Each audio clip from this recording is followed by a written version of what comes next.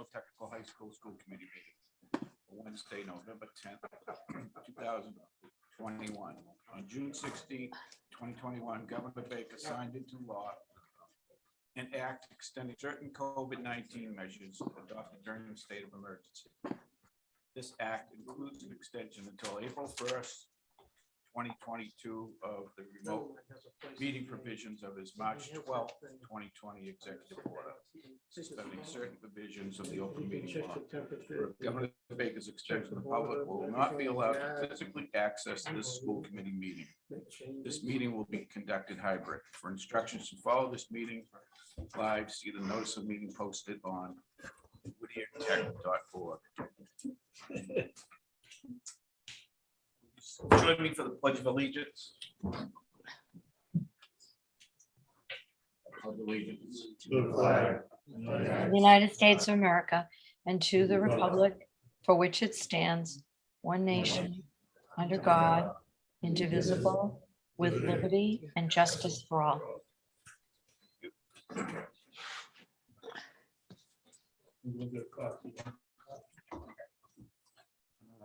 Public comments. Comments can be emailed in advance of the 6:30 p.m. start time to lran@whittier.tech.ma.us. All comments will be recorded to the record, and all attempts will be made to mention them live during the meeting. Any emails received during the meeting will be mentioned at the following meeting. Is there any public comment from anybody? None being heard. We'll move on. Mr. Gaddis, new staff introductions. Good evening, Mr. Chairman, Superintendent Lynch, and rest of the school committee members. It is my pleasure. I stand here today as the principal. It is my pleasure to introduce our new staff members to our Whittier team that are attending the school committee meeting tonight. We have Jason Blodgett, our biology instructor. Come on up, Jason.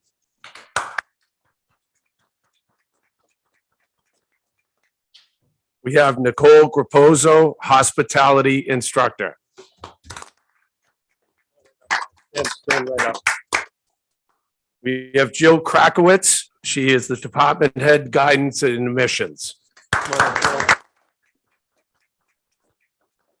And Christina Perone, who is a former graduate of Whittier Tech. She's hospitality instructor. So my pleasure again to introduce and welcome everybody to the team, and I hope everybody got a coffee. We have two hospitality instructors here tonight. So thank you, everyone, and congratulations. Thank you very much. Welcome. I just want to say they've been amazing additions to our faculty, so I'm very lucky to have such great people on our team. So thank you. Okay, moving on. Mr. Approval Chairman, of minutes. I move the approval of the minutes of October 13th, 2021, minutes of the regular school committee meeting. Second. Any comments, questions? Roll call vote. Mr. Early, Yes. Mr. Wood, Yes. Mr. LaBella, Yes. Mr. Tucker, Yes. Mr. James, Yes. Mr. Irving, All right. Dr. Testaverde, Yes. Mr. Fitzgerald is not here, Mr. Havlin, Yes. Mr. O'Connor, Yes. Ms. O'Connor, Lisa. Yes, sorry, I was on mute. Ms. Strauss, Yes.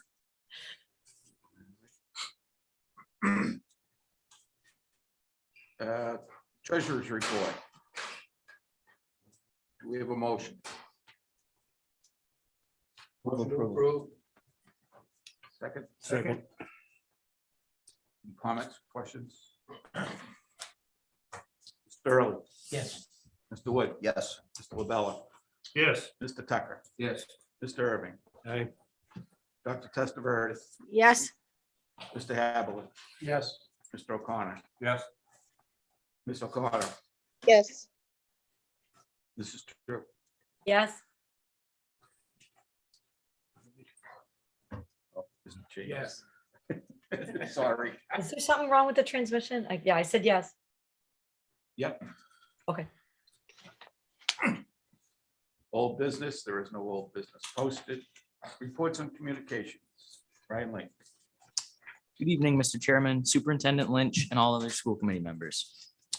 Girls soccer had a great season, hosting the vocational state finals versus Blackstone, and they made it to the first round of the MIAA state tournament. The team had a great group of girls who worked hard and loved representing Whittier. Both the boys and girls cross-country teams competed well in the Mass State vocational meet. Whittier has a great group of athletes out there and are gearing up for the Mass State meet on November 15th. Football team continues to battle and play some great football. They take on Greater New Bedford tomorrow night in the state vocational tournament. Great leadership by the senior group has brought this team to great heights. The volleyball team finished their season making it to the first round of the MIAA tournament. This year's team is very hardworking and improved throughout the season. On to clubs. The in-person meetings have continued to be successful and full of learning and growth for Chess Club. Students are excited and the club has over 54 members enrolled. The Environmental Club has been meeting and completed a successful school cleanup day where they picked up litter around the building. The Interact Club continues to meet and grow in membership. They're looking to continue to have a positive impact on the community. The Journalism Club has begun in-person meeting and they've been working hard covering events around the school for the first edition of the digital magazine Wildcats. Student government ran a very successful Spirit Week in which the school came together, enjoyed some Whittier Tech spirit, and capped it off with a fun pep rally. Thank you. Thank you. Thank Who you. won? Who won, Ryan? Who won? What class won? I wasn't here. I was on co-op. Oh, I'm sorry. I didn't hear about it. I believe it was the seniors, right, Mr. Was it the Legatus? seniors? Yes, seniors won. Yeah, Seniors Russ won? won. Yeah. They got the trophy, the famed Stanley Cup.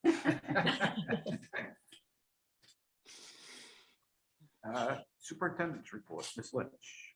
Good evening, Mr. Chairman, members of the committee. Today, for informational purposes in front of you, I have hires of a technology technician, a route bus driver, a security officer part-time, vocational competency liaison, above the influence program manager, the breathe program advisor, evening school hot works trainer, and evening school secretary. I also have the resignation of a mathematics instructor, a route bus driver, and an evening school secretary. As far as the budget, If I could just ask a question, a breath program advisor? breathe. It's for students that are having issues with either smoking or vaping. So if they're caught here at school, they have to go through that program. That's a good idea. Budget update, Kara Cosmos will be presenting the F23 budget timeline this evening. I can't believe it's time to start looking at planning for next year already. On November 9th and 10th, juniors retook the MCAS exam. They will take the ELA MCAS on November 16th and 17th. We had about 40 juniors taking advantage of taking the exam again. On Friday, October 15th, I attended the Merrimack Valley Chamber Safety Forum at the Lanham Club with Assistant Principal Patricia Fleming. The district attorney and police chiefs gave an update on new legislation here in the state of Massachusetts. On Tuesday, October 19th, 2021, I attended the Kiwanis luncheon. I want to publicly thank Rich Priscelli for having me, President Rich Priscelli for having me at the meeting. It was a wonderful opportunity to give the group an update on what we're doing here at Whittier Tech. On Tuesday, October 19th, I attended the virtual Massachusetts Early College and Vocational School Working Program. This group meets weekly to review opportunities and challenges of having early college programs here at Whittier Tech. On Monday, October 25th, I attended the Merrimack Valley Chamber Women in Business Series. I was thrilled to be a presenter at this program. I spoke about what I learned about leadership while working through the COVID-19 pandemic. On Tuesday, October 26th, I attended the superintendent's meeting with the district attorney. About 20 local superintendents in Essex County attended this annual meeting in Salem. On Wednesday, October 27th, I attended the 12th annual Massachusetts Jobs and Workforce Virtual Summit. I was honored to be a panelist at the program discussing how our evening and CTI programs are providing workforce development for the area. On Wednesday, October 27th, I attended the MAVA General Membership Meeting. This was a wonderful opportunity for the administrative team to hear updates on vocational programming and network with colleagues across the state. On Friday, October 29th, I attended the City of Amesbury Bike Rack Project photo. I want to thank Tristan Blanger, instructor from CATH, Bruce Boisel, an instructor from Advanced Manufacturing, and Chris Gerber, instructor from Metal Fabrication, and all of their students for this project. This was one of 6 bike racks throughout the city that Whittier Tech developed. We did this project in cooperation with the mayor of Amesbury and a grant they received. On Friday, October 29th, I attended the North Shore Superintendent's Roundtable. We had a group discussion on how we can make schools more inclusive. On Wednesday through Friday, November 3rd through the 5th, I attended the virtual MASC conference.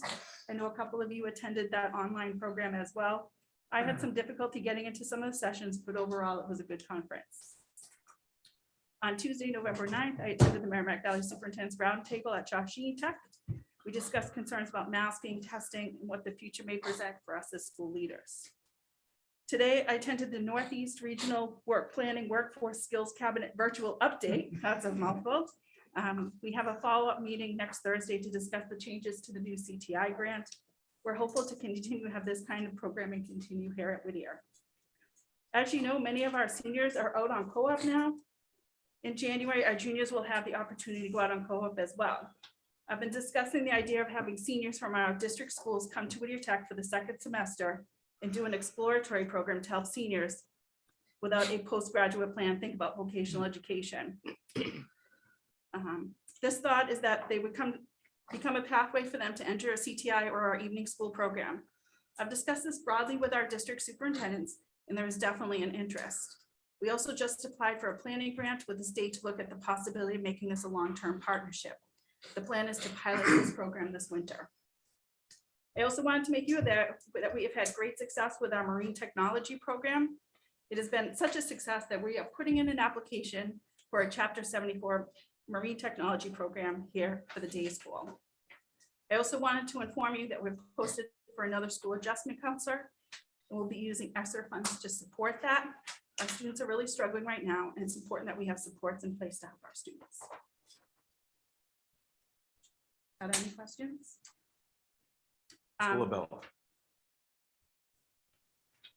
Great report. I just have a couple of questions. You hired an individual above the influence program manager. Yes, it's from a grant. It's from the Shannon grant. What do they do? So they work with students about drug addiction. Oh, it's drug addiction. Mhm. Okay. And the second one I think is- it's our 3rd or 4th year with that grant. Oh, Kelly Faye's telling me 7 years. That's the hidden in plain sight, how we do that. I'm not worried. And this one here, this hot works training. Right. What is that? Hot Works training is a fire to prevent fire here in the building. It sparks while you're doing welding to make sure that we are a safe school. Fire prevention. Mhm. I just have a little And as bit- Ryan says, it's for work sites as well. So it's just like an OSHA training, but this is for fire. All right. How did they come up with these names? I don't know, sir. Are there any other questions? Yeah. I was just wondering, since we changed the fee rate for substitutes, are you having any trouble getting substitutes now? Well, it does take a while. So I think we have onboarded 3 or 4 since the last meeting. But, we do have to do security checks through them. So they have to go through the New Hampshire quarry, the Massachusetts quarry, and they also have to get their fingerprints done as well. So slowly but surely, and it is a slow process for sure. Anybody else? I do. I have a Okay. couple of things. So I have a field trip for the wrestling to go to Salem, New Hampshire. Because it's an out-of-state field trip. I need the school committee's approval for that field trip. So that would be on December 23rd. Move to accept. Second. I should say approved. Mr. Early, do you have a Have the question? right paperwork? We will have all the correct paperwork. Is that overnight? It is not. I have one more. I have a field trip to Pelham, New Hampshire for a wrestling tournament on January 15th. To approve. Second. Mr. Early. Do you have to get permission from the parents to go? Not necessarily because it's a field trip with a sports team. But we have the So- right paperwork. We will have the right, yeah. Thank you. Do we need to vote on this? We vote on them collectively? Sure. Okay. 2 field trips for the wrestling team. one to Salem, New Hampshire on December 23rd, and the other on January 15th to Pelham, New Hampshire. Mr. Early, Yes. Mr. Wood. Yes. Mr. LaBella, Yes. Mr. Tucker, Yes. Mr. James, Yes. Mr. Irving. Aye. Dr. Testaverde, yes, Mr. Evelyn, yes, Mr. O'Connor, Yes. Ms. O'Connor, yes, Ms. Drew. yes, Okay. That's all I have for you this evening. Anything else? That is it, sir. Okay. Coordinator of Curriculum and Staff Development, Dr. Fay.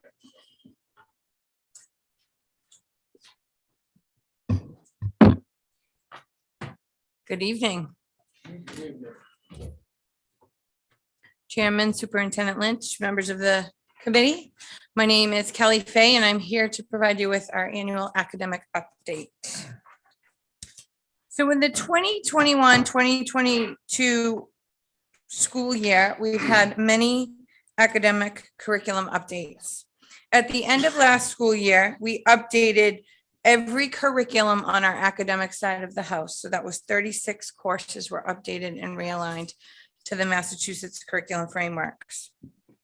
This year, through our ESSER 2 grant funding, we're able to continue that work to reevaluate and examine the curriculum that we created last year to see how it's meeting the needs of our students. Some of the courses that we just updated or reformatted, we already had them in our program of studies. For our art courses, it was Studio Art and Aesthetics, Community Arts Workshop, and Introduction to Painting and Drawing. With those 3 courses, we surveyed our students prior to the pandemic. They were supposed to be implemented last year, but due to COVID-19, this is our first year utilizing those courses. These really expressed the needs of what our students wanted to learn. We updated our media studies course to incorporate a little bit more of what we do in our design and visual technical areas. And the biggest change is that we took our 10th grade math from 3 periods to 2 periods. And by doing that, we were able to gain an additional period in science. So they have a double block of science. So 2 periods of English, 2 periods of math, 2 periods of science, and 1 period of social studies. Another major change that we made to our curriculum this year was that we changed the way we offer physical education. So for the last couple of years, we've offered physical education in the technical week to sophomores and freshmen, and then juniors and seniors had it as part of their academic week schedule for half a year. What would happen is that students would have a scheduled PE period when it was in their technical week.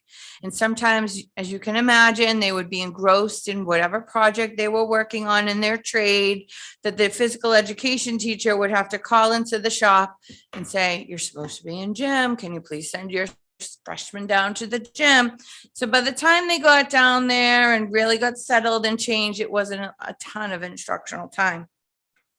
What we did is we met with the administrative team and we contacted Blackstone Valley Tech, who also did a similar program, and we met with their teachers.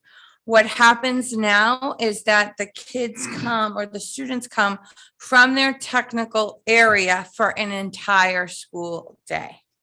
So the kids in electrical for 1 day a term will all in grades 10 through 12, because the freshmen haven't selected their shop. And once they select their shop, then they will also become a part of this program.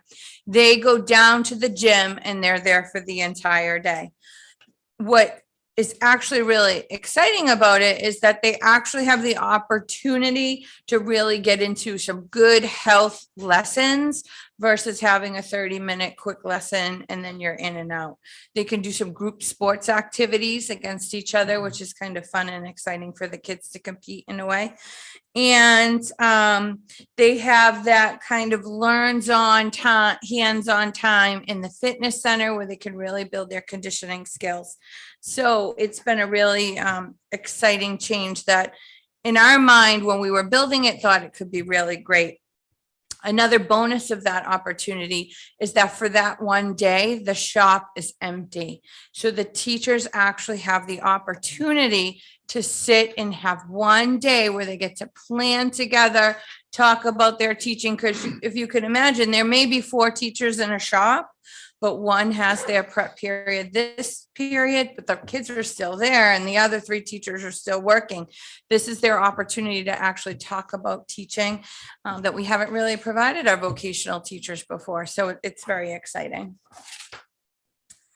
Some new courses that we were able to add to our program of studies through our curriculum work this year is we added Honors American Government to the grade 12 history sequence. We always had American Government, just not at the honors level. We always had Honors United Nations, but we felt like American Government was a nice course to add. Then for new electives, we implemented a few half-year electives and 1 full-year elective. So management, entrepreneurship, financial management and literacy, and digital literacy are half-year electives that we integrated into our curriculum. And a full-year elective, which is super exciting, is small engine and appliance solutions and repair. So that's really exciting for some of our students that maybe don't want to take a straight academic, not difficult, but really academically minded elective. This gives them the opportunity to put some of their vocational training that they're getting on the opposite side of the school week into practice in the small engine course. Just to give you a little bit of background on the vocational technical curriculum framework update. So at the state level, they are updating most of the frameworks or the scopes and sequences in the curriculum. So these 6 areas that I have listed here have been put in, voted on a draft, and they're waiting for a final approval from the state. The ones with LB means that they went to the licensing board prior to approval. So the cosmetology, the electricity, and the plumbing licensing boards have also approved these new frameworks. And once they are officially voted in, then we'll start our work through updating and aligning our courses to meet those needs. As Maureen talked a little bit about earlier, our ESSER 2 funding, we were able because of COVID-19 to put in some support programming for our students. And as she said, our students are expressing a lot of needs, and we're seeing that. So we have a few learning loss interventionists and coordinators in the areas of English, math, science, vocational, and special education. So they're really there to help kind of close the gaps, work with teachers. We're really analyzing a lot of student data to figure out what needs the students have, especially after coming off of the pandemic. In addition to that, we have an ELL program facilitator, a Title I facilitator, and a new position of a diversity, equity, and inclusion outreach coordinator, which is super exciting. Then through ESSER grant, we have also put in, but have not implemented yet, is school vacation week acceleration academies and after school learning loss academies. So we always offer after school programming to prepare for the MCAS, as you know, but this is really to close the gaps that we're seeing based on COVID-19. So this could be juniors, seniors, freshmen. We're really analyzing where the students are weak.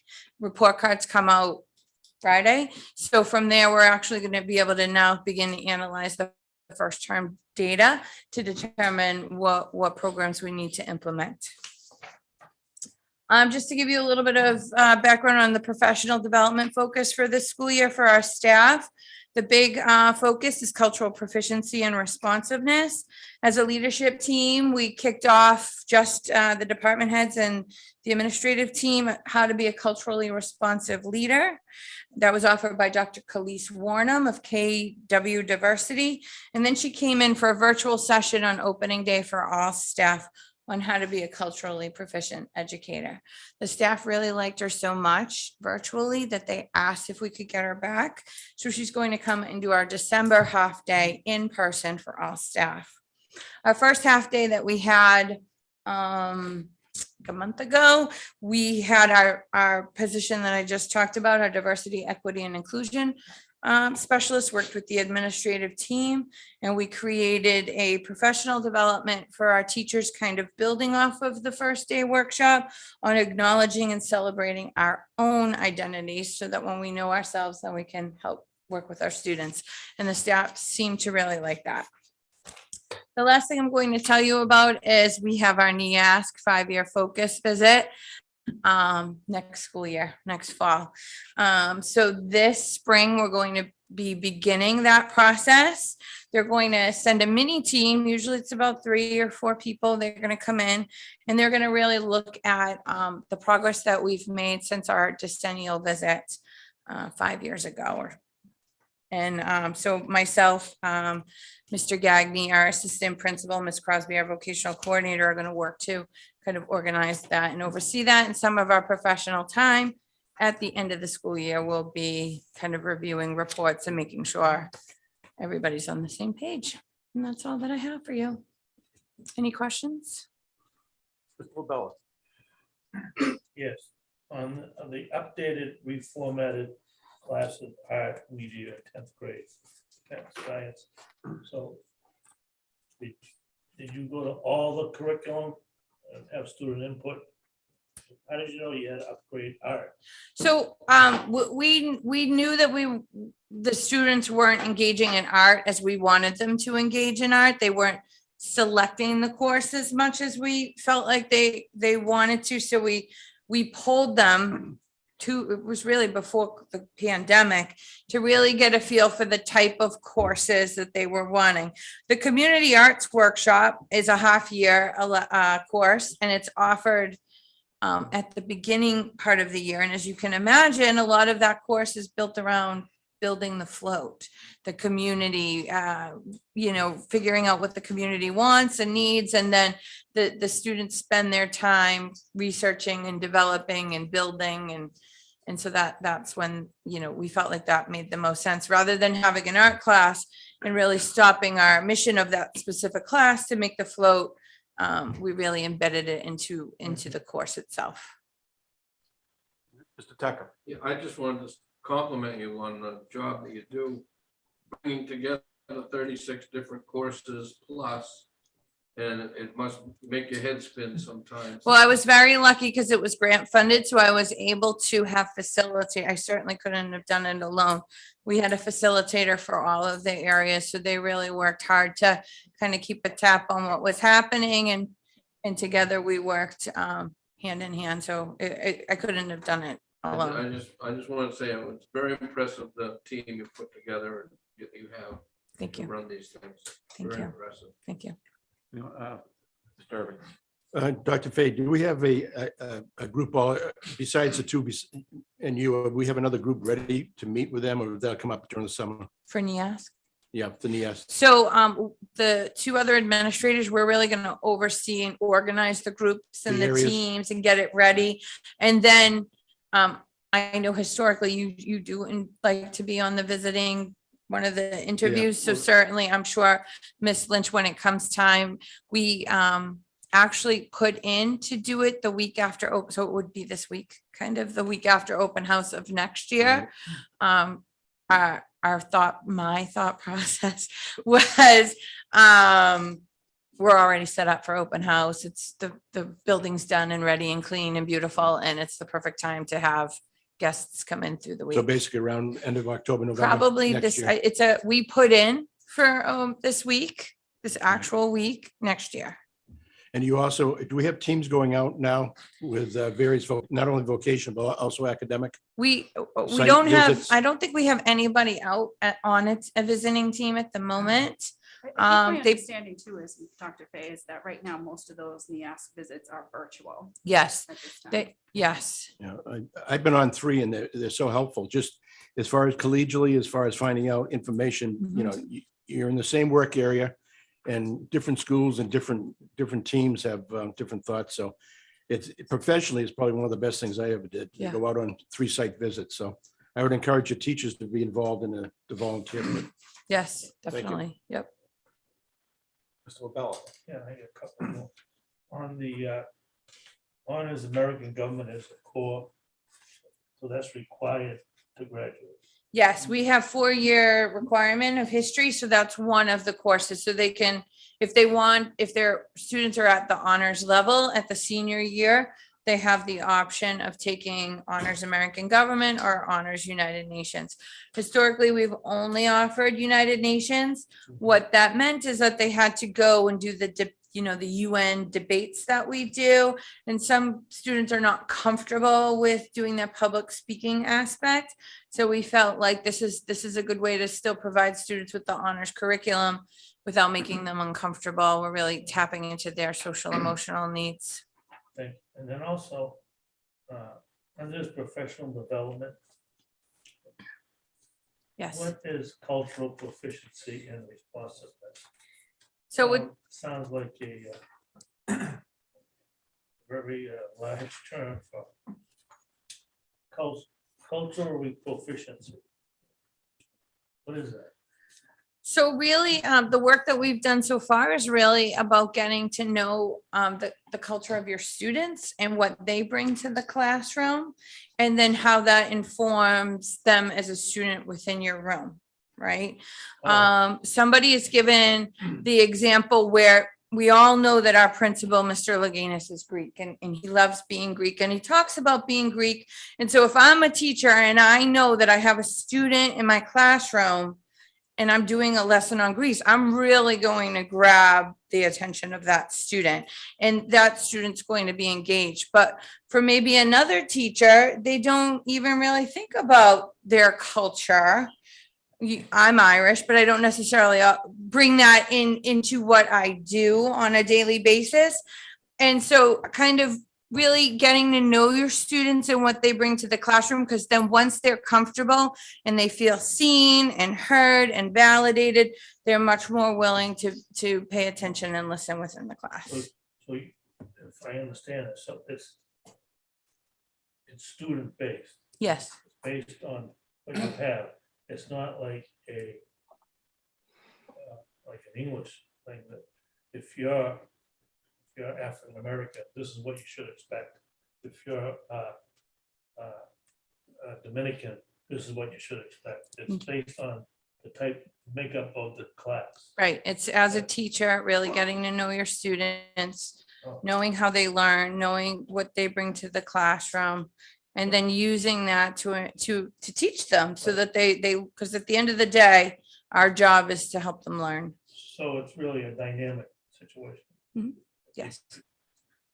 Next year, the proficiency could change on this stuff. It depends on Based the, what- right, it depends. It could change from period to period, really, for the teacher, depending on the students. Yeah. And the last question is, I've noticed as you went through this very interesting, I should say proficient. I'm gonna start using that word more. A lot of these positions are funded through the SO2 grant. Mhm. What's gonna happen when the grant ends? So the SR2 does end it this year, but we have SR3. So SR3 goes on for 2 to 3 more years. So we still, we have built those positions in to continue the work. Oh, good. Okay. And I'm going to jump in a little bit. Those are stipended positions. We're not hiring new people necessarily from those positions. That's, we're not taking the funds from the budget. No. No. So eventually, Well, we hope that we won't need those Right. positions as we move forward. most of these are based on Learning loss. learning loss. Mhm. Very good. Thank you very much. You're welcome. Thank you. Any more questions for Dr. Fay? Thank you, Dr. Fay. That was an Thank you. excellent report. Now we have a technology update with Director of Technology and Information Systems, Kevin Williams.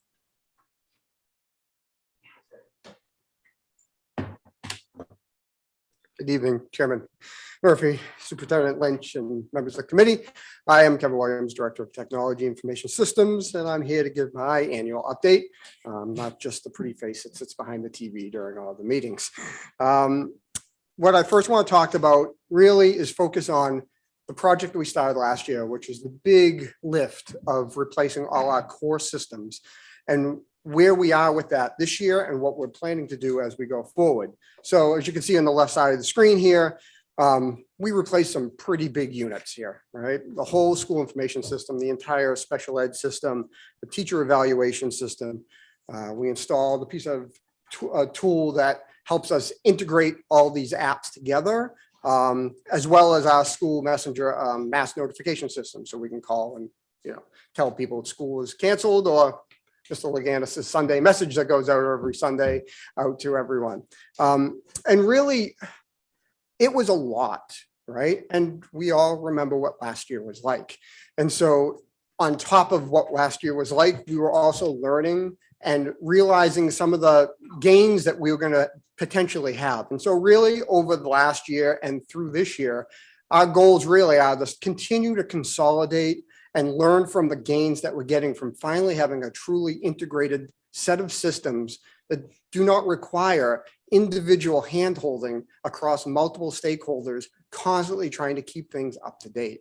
And as we go through the year, we are finding so many times, so quickly, how we can do things. For example, we have a bus incident that happens, minor, happenstance. A bus is late, going to be late because they were shooting a movie. Where is it? Ipswich, I believe. And we wanted to let our parents know, for the kids on bus 23, their students were going to be about 45 minutes late. Well, in the past, we would have had to go look by hand on a piece of paper, find the phone numbers, call them one at a time, and let them know. Because now we have so many things now integrated, we were able to go into the system. I was able to type in literally bus route equals 23, have the list of 24 kids, hit another button that says send message, type the message out, record the message, hit go.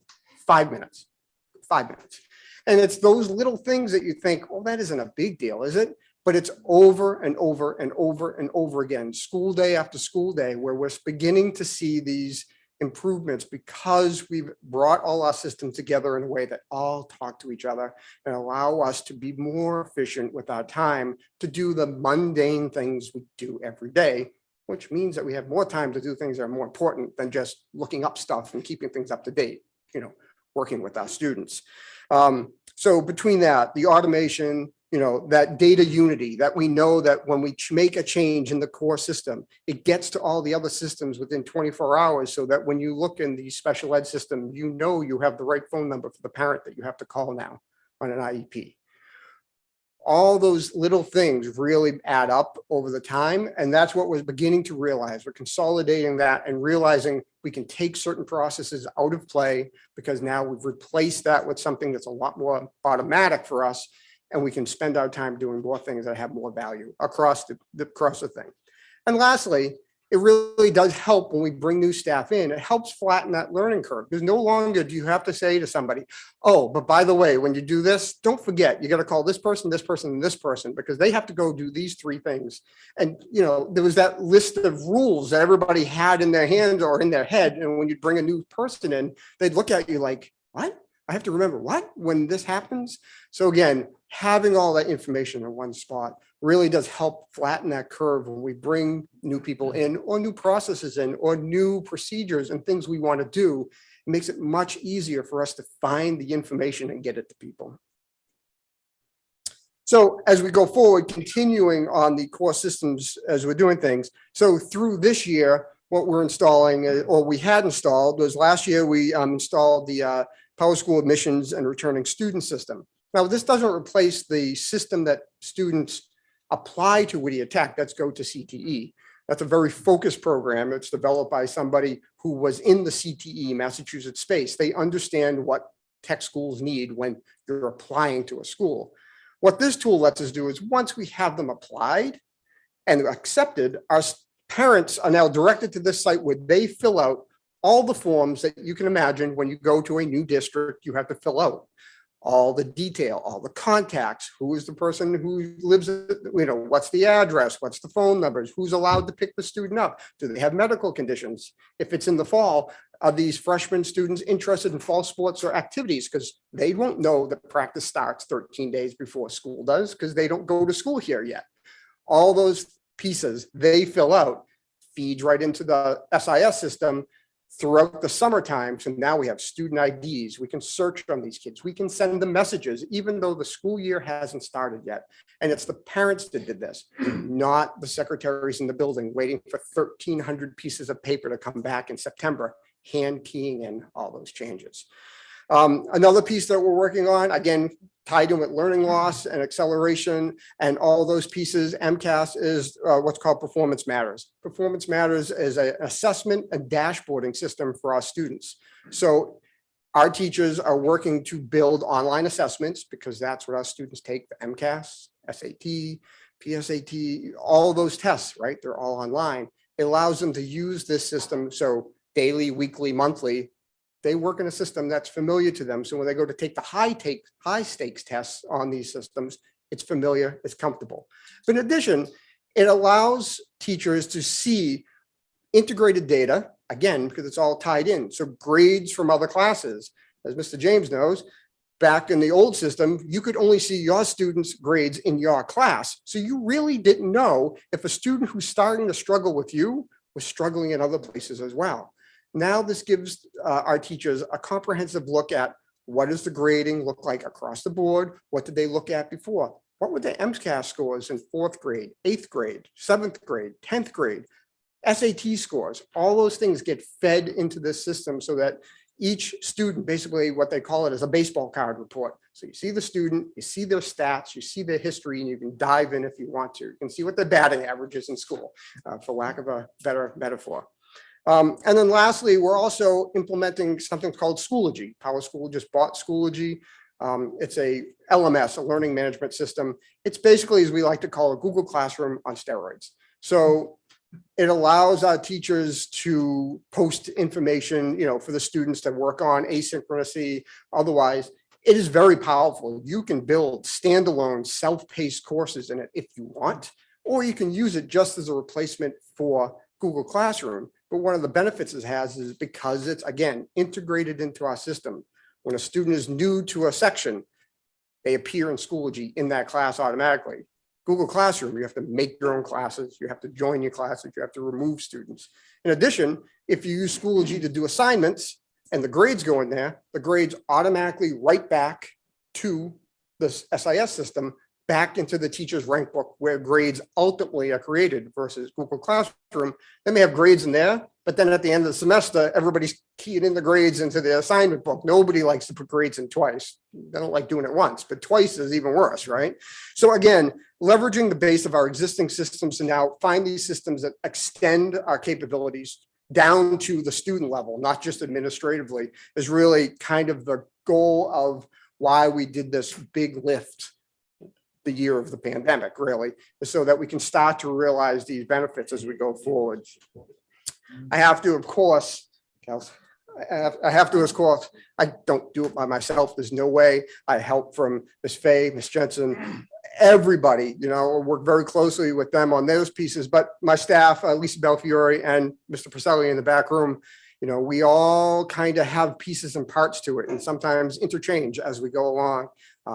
We do have a fantastic team because all I can do is provide the tool, but it's folks like them that really bring it to where it needs to be. And so that makes me very happy because I'm not an expert in the classroom. These people are experts in the classroom, but I'm happy to find tools for them that'll help make their job easier. So that really is satisfying for us in IT. So I can't say enough about them helping throughout the year. So besides every other thing that we do in the department every day, I really wanted to bring that to your attention. And if you had any questions, I'm happy to answer them. Mr. LaBelle? Yes. I have a question on, really intrigued with the student assessment system. Okay. And I saw a documentary on PBS on not only the system, but also it was linked to homework. So where the students would get their homework assignment, they would then send it to the instructor. The instructor then had the capability to review the homework and then,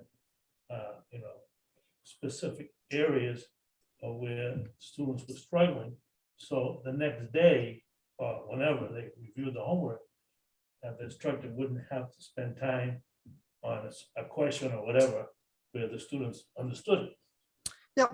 And, is this system gonna have this capability, or do we have it now? Well, I mean, again, I'm not an expert in the classroom, but I spend plenty of time with folks who are. And honestly, we have multiple tools that allow our teachers to give feedback, whether it's during that phase of homework turn-in via Google Classroom or Schoology, or whether it's using things like exit tickets, where at the end of a class, you may give a 5-question quiz to evaluate what the students took out of that day's lesson. So the next day you go, well, these 3 things they're good at, these 2 things are a little hazy. I'm going to review that at the beginning of the next day so that I can continually improve what I do across things. So it's a combination of tools for sure. That's very informative. Thank you. You're welcome. Wow. Anybody else? Wow. Yeah, this is incredible. It's just incredible. They make a We've come good suite long of, ways. yes, they make a good suite of tools. It wasn't, I won't say it wasn't easy. Honestly, Ms. Lynch knows for sure. I love working at my computer in my basement at home. It's my happy place. I can be there until midnight and not be bothered at all. And during the pandemic, being home might have been the one silver lining for all these implementations, because I could be left alone and focus without the door and the phone ringing constantly. So that may have been the one silver lining was the timing. We literally had our kickoff meeting at the first week of March and got kicked out of school. And then we went forward. So, sometimes, as I say, as a percussionist, timing is everything. So. I think it's important to know it was a heavy lift for the teachers. It was a big learning curve, and they stuck with us and made it happen. And I think right now we're reaping the fruits of that work. So The question is, will they remember the old days if something goes down? nothing will ever break down. Mr. Yeah. Nothing. Yeah. Tell me about it. Really, guidance had the heaviest lift, to be honest with you, because they really do use the system probably more than anybody else, as you know, Mr. James, like all the rescheduling, all the class moves, all the data in and out, the contact.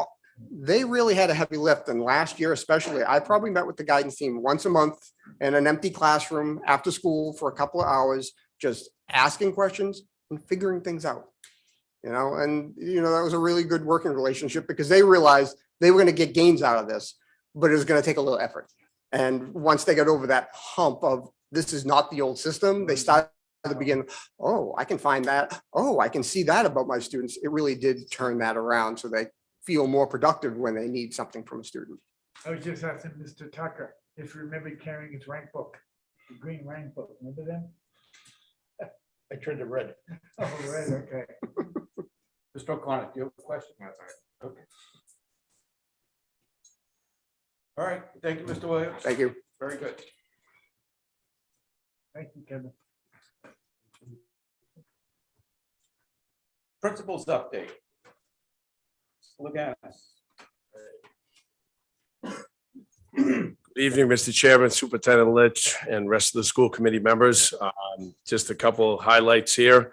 We did have our open house on Sunday, November 7th from 1 to 4. Very well attended, roughly about 207 students signed up for Whittier.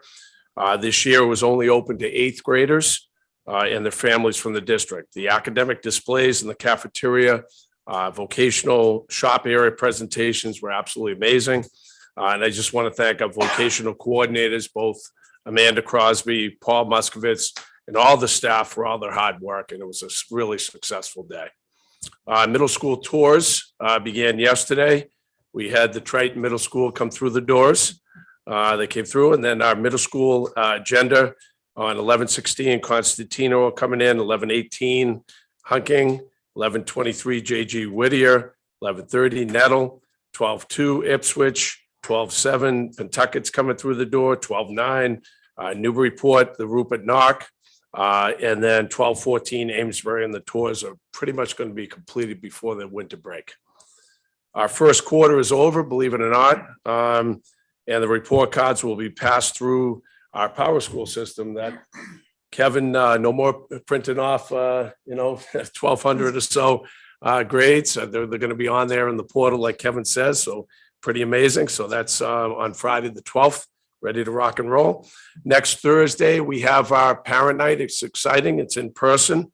That's Thursday, November 18th from 5:30 to 7:30, and it's in person.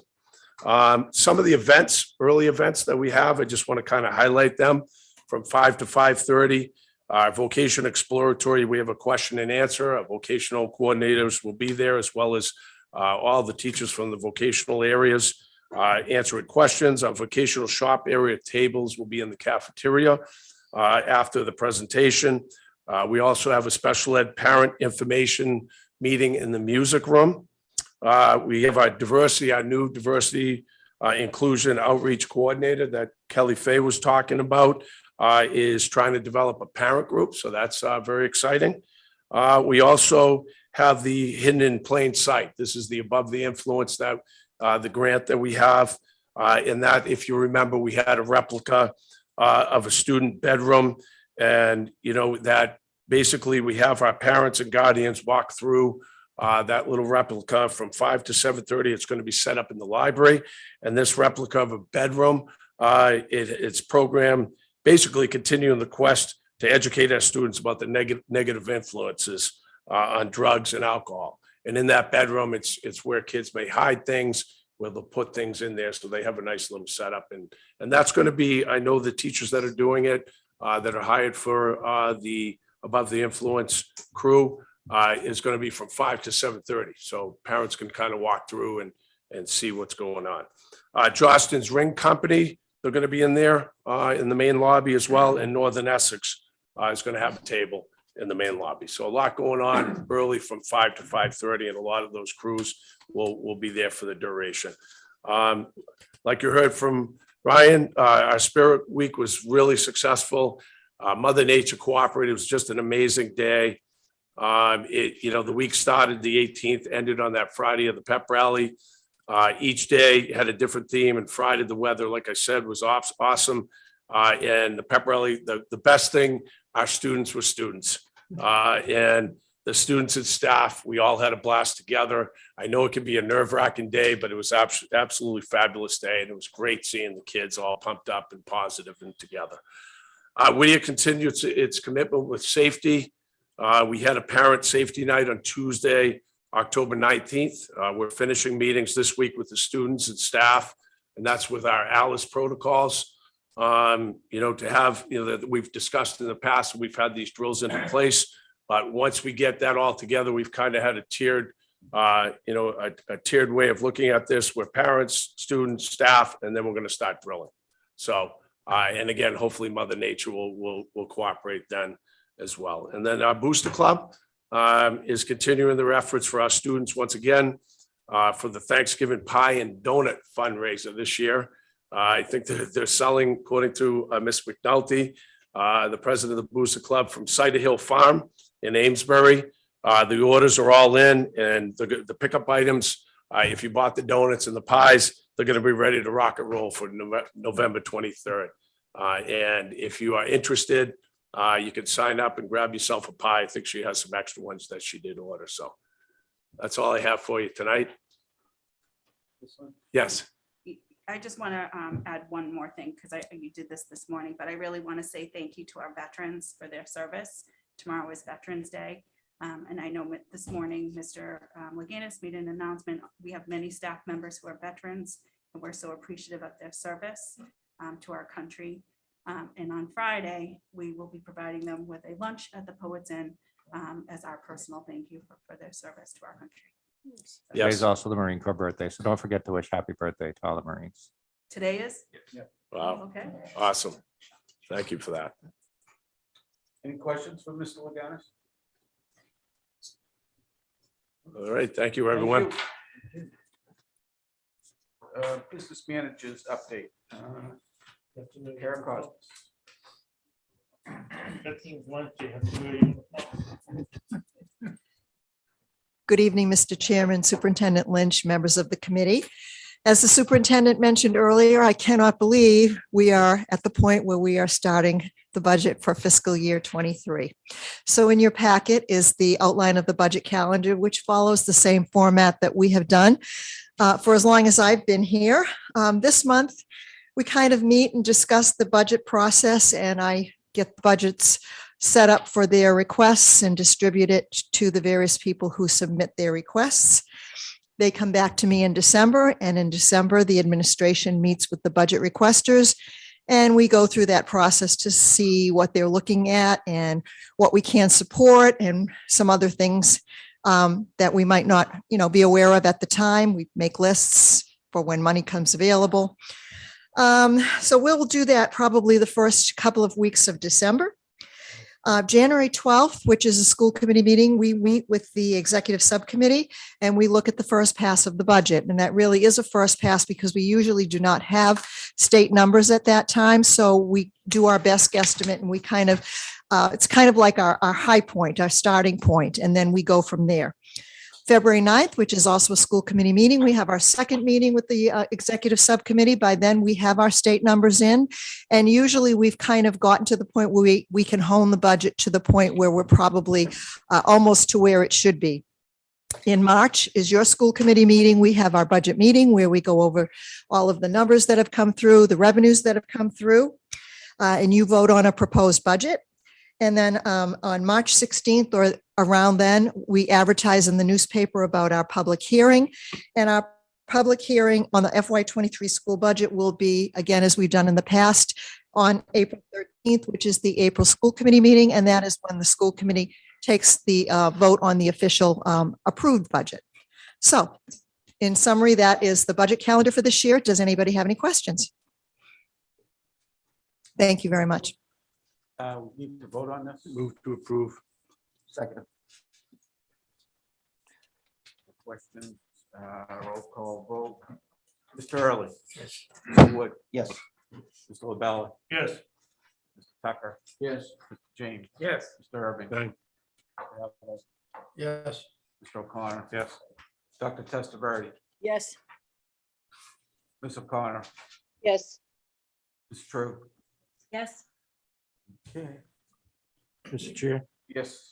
are we're meeting April 11th for reorg? We usually do 2 days before the public hearing. It's the Monday prior to the public hearing. Right, but that wouldn't be part of. I'm just bringing it up because it's during the season. We usually do it in between that area. So if we could set that date. Want to look at doing it the same day as the public hearing?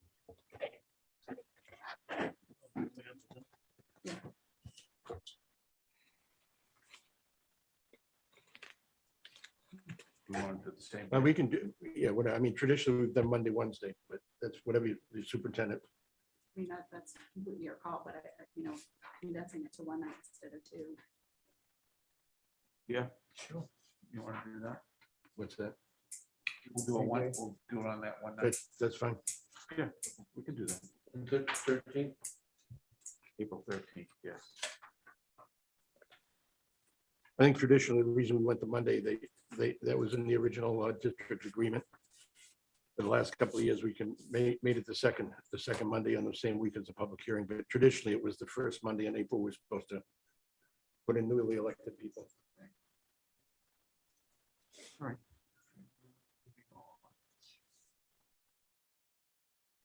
There are no December annual agenda items. We got to vote. Pardon? Did you vote on this one? Oh, hold on the budget. We did. Motion on the floor for the budget calendar. And we voted. You voted. Voted. Let's go. You have a question? No. Oh, okay. Subcommittee reports, executive has not met. I don't think there's any need for any meetings at this Not point. at this time. Instructional personnel, Dr. Testaverde. We haven't met either, and I don't think there's anything at the moment. Ms. Lynch, is there anything at the moment? Not at the moment. Okay. Plant operations, Mr. Tucker. Plan operations met for informational purposes with the plant manager. I guess there's upgrades being done, just a brief overview. We had work being done in the booster shack down by the football field, the auto department got a major upgrade. Some lighting that's going on and the continuing work on the field. So, they're staying busy and it sounds like we're doing very well. Okay. Salary negotiations, Mr. Early. At this time, there is nothing going on. Nope, but get ready. Policy, Mr. Irving. Yeah, submit for approval the minutes of October 13. So moved. Do I have a second? Second, Vote. Are there any questions or discussion? Ms. LaBella? Yeah, I reviewed this and I noticed, to me, the major changes are in the points, and I think I can support that 100%. I do have one question. I noticed that there's a committee that is appointed by the superintendent We're on the minute. Oh, okay. Yeah. Okay. All right. within this. We're on the minutes. Oh, the minute, excuse me. I was asleep. Yeah. Mr. Early, Yes. Mr. Wood, Yes. Mr. LaBella, Yes, Mr. Tucker. Yes. Mr. James. Yes. Mr. Irving. Aye. Mr. Haviland, yes. Mr. O'Connor. Yes. Dr. Testaverde, yes. Ms. O'Connor, Yes. Mr. Drew. Yes. Okay. We did meet this evening just to make sure everything was still in line. If there's any updating and everything is the same as it was, so I move this policy for second reading and final reading. There was a second. Second. Mr. LaBella. As I said earlier, that I can support 100%. I do have one question. The it says the admissions committee is appointed by the superintendent. Responsible for the committee to include and the ranking of students. How does that work? So Is it by points? it alone? is, it is. Yes. So with that committee is the director of guidance and admissions, the director of people personnel, the principal. And they rank the students. And then we look at how much room, how much room we have in our building, and then that's how we go. So it's not, I've been reading, there's some recommendations out there. Even though, like Michelle was looking at this. You made the criteria. And if there's, and then it's just a lottery to get in, if there's more than. You know what I mean? Yeah, at this point, we're not looking at a lottery. Right, that's what I'm saying. So this is, that's where the ranking. Right. Okay. The state's been looking at this, and so what we've done is fine tune it. This is a living policy. Right. It'll be updated yearly. And I suggested the superintendent that the committee meet in June. July, we like to shy away from, but between June and August, so we review this and approve it again for the school year 23. So it'll be reviewed yearly. Yeah, and that's been the discussion that we've had with Desi all along, is this is our first pass. We want to make sure it's an inclusive policy, that students have the equal opportunity to be accepted into our programs. And we'll take a look at it and make sure that, this number system is accurate to make sure that that happens. If it's not, then we'll be coming back to you in August and asking you to make other changes. And I assume there's no other policy on the agenda for future at this point. Not that I'm aware. Okay, so let us know if there's. All right, that's it, Mr. Chair. Any more questions? Okay, we need to vote on this. Paula. Mr. Early. Yes. Mr. Wood, Yes. Mr. LaBella, Yes. Mr. Tucker, Yes. Mr. James. Yes. Mr. Irving. Aye. Mr. Haviland, Yes. Mr. O'Connor. Yes. Dr. Testaverde, Yes. Ms. O'Connor, Yes. Ms. Drew. Yes. Thank you. On New business. There's no new business posted. However, Mr. Irving would like to give us an update. Just briefly, Mr. Chair, or as briefly as we can, there were 9 and the delegate assembly at MASC and ASS at last Saturday. And of the 9, 4 were approved without any problem whatsoever. And they included full funding of special ed, which is maybe a dream, but all the schools would like that. Also, MCAS alternative, just looking into that. And also school committee receivership. They raised a vote of 100%. The two most controversial issues, and I would suggest that the superintendent and business manager pay attention to this one. There's a move, obviously with climate change and the situation going on politically, to start moving toward electric buses. Now, they don't have that many actually built, but I think in the future, we need to start thinking about how we can integrate electric buses into the system. That was not approved, that was approved 71-21, the final vote. A lot of school committee members obviously are concerned about their town's ability to pay and so on. So we may want to look at a long-range program on not only buying buses, renting buses, but also transferring into electric bus situation. And the other one was culturally, go ahead. We have a electric hookups here. I'm just saying, as we move forward, we start considering that. The other controversial issue, and that was voted yes, 82-9, was to be more sensitive to cultural issues we talked about earlier this evening, and based on mascots, which has been in the news a lot. So basically, Native American usage of terminology, and they want school committees to be aware of that and to be concerned with it, and to basically disapprove of Native American and start working on ways of changing names and so on. So basically, that was it. I believe, I'm not sure, but Joanna, did you attend in person? Oh, no, I didn't. I attended virtually. All right, I did the virtual also. So this year was very confusing. I tried to get on some of the sites and I had some trouble with it. So I did attend the delegate assembly, and there were about 100 folks there. So it was a pretty good group. So just for an update. Thank you. Are there any questions, Mr. Hurst? Thanks. Executive session, there is no executive session posted. Move to adjourn. Do we have a second? Second. All right, Mr. Early, Yes. Mr. Wood, Yes. Mr. LaBella, Yes. Mr. Tucker, Yes. Mr. James. Yes. Mr. Irving. Aye. Mr. Havlin, Yes. Mr. O'Connor, Yes. Dr. Testaverde, Yes. Mr. O'Connor.